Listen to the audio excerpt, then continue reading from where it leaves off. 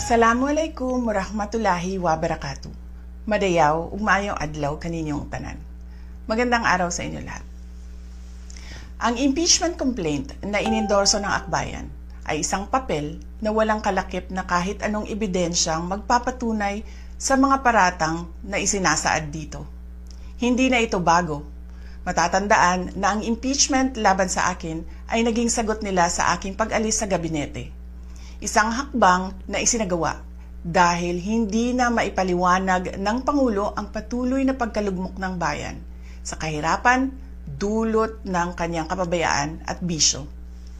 Noong 19th Congress, binuksan pa nila ang isang Investigation in Aid of Legislation, hindi upang lumikha ng batas, kundi upang magsagawa ng isang malinaw na fishing expedition para sa planadong impeachment laban sa akin. Paulit-ulit nilang ibinandera ang isyung Mary Grace Piatos bilang umano'y bahid ng katiwalian. Kahit na sa kabila ng lahat ng investigasyon ay wala silang naipakitang kahit isang direktang paglabag sa paggamit ng confidential funds.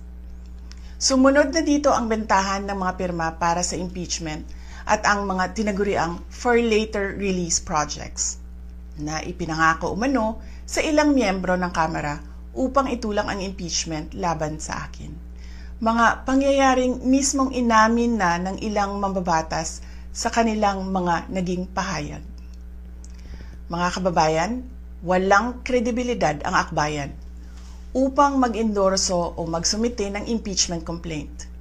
Ilang ulit ng hayagang ipinahayag ng kanilang pinuno ang kanyang intensyong tumakbo sa pagkapangulo.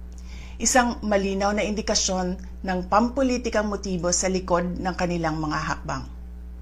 Huwag nating kalimutan ang makasaysayang talumpati noong Agosto 2024 ni Risa Ontiveros, kung saan malinaw niyang inilahad ang tunay na motibo ng akbayan bilang isang grupo.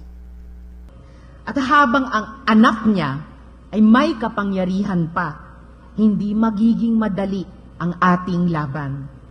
While VP Sara is in power, the threat of a full-blown Duterte comeback is still a very real and present danger.